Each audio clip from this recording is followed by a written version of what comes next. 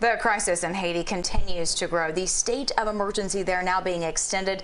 And tonight we are hearing that gangs attacked a police substation and a facility at the main seaport in Port-au-Prince. All of this as the U.S. State Department is updating members of Congress on the situation. CBS News Miami's Tania Francois joins us with the latest.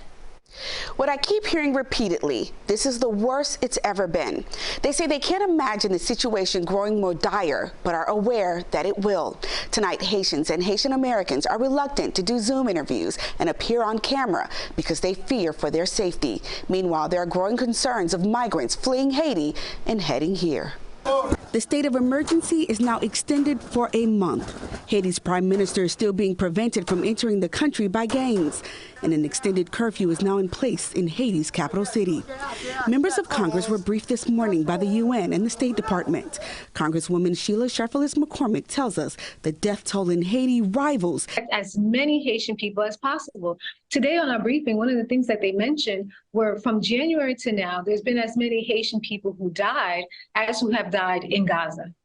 But we're not hearing that. I think for a lot of people seeing what is happening on the ground, I mean, if they could give their last to be able to help a relative at this particular moment come in, a lot of people would, because the situation has gotten so dire. Vanessa Joseph is a South Florida immigration attorney. She warns the crisis could result in an influx of Haitians making their way to the United States.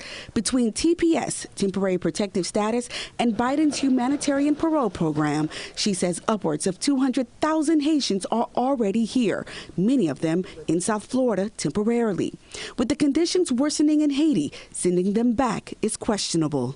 At this time, we cannot agree that a mass deportation would make sense. What we were told by the State Department was that the flight that was supposed to go to Haiti has not. So there hasn't been any flights going, but there should be a letter coming out where we would be asking for any deportations to Haiti to stop until Haiti becomes secure. Congresswoman McCormick says she is calling for a halt to all Haitian deportations. The United States has something to concern itself with. We have to figure out, if we're not going to address the root causes of migration, then we've got to figure out what the plan is for folks who are already here.